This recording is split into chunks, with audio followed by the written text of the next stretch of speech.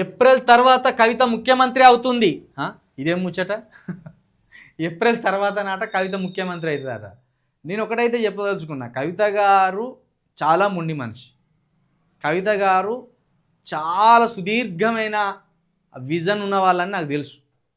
ఆమె విజన్ ఏమున్నదో నాకు స్పష్టంగా తెలుసు. ఎందుకంటే నేను ఆమె జైల్లో పడ్డ ముందు నుండి కూడా ఒక మాట చెప్తున్నా, ఆమె నిజంగా ఫైటరే, వెనకకు పోదామె. మీరు ఆమె ప్రోగ్రామ్స్ చూడండి. ఆమె మీద మనకు వ్యతిరేకత ఉండొచ్చు, కొందరు అనుకూలంగా ఉండొచ్చు. ఆమె మీద వచ్చిన ఆరోపణలే తప్పించి నిజాలు ఎక్కడ కనబడతలేవు. చాలామంది జైల్లో పడ్డారు. చంద్రబాబు నాయుడు గారు జైల్లో పడ్డారు, జగన్ గారు జైల్లో పడ్డారు, ఇప్పుడున్న మన ముఖ్యమంత్రి గారు కూడా జైలుకు పోయి వచ్చిండ్రు. చాలామంది జైలు జీవితాన్ని అనుభవించిన వాళ్ళే. నేను కూడా జైలు జీవితాన్ని అనుభవించిన. ఆరోపణల మీద జైలుకు పోయిన వారు అనేక మంది ఉన్నారు. ఆమె మీద కూడా ఒక భయంకరమైన ఆరోపణ పడ్డది.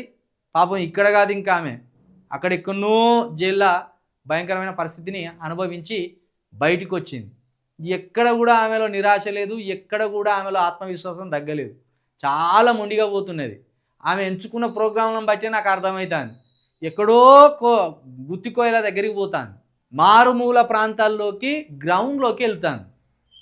అంటే సమస్యలను లోతుగా అర్థం చేసుకోవడానికి, అవగతం చేసుకోవడానికి పోతున్నట్టు అనిపిస్తుంది.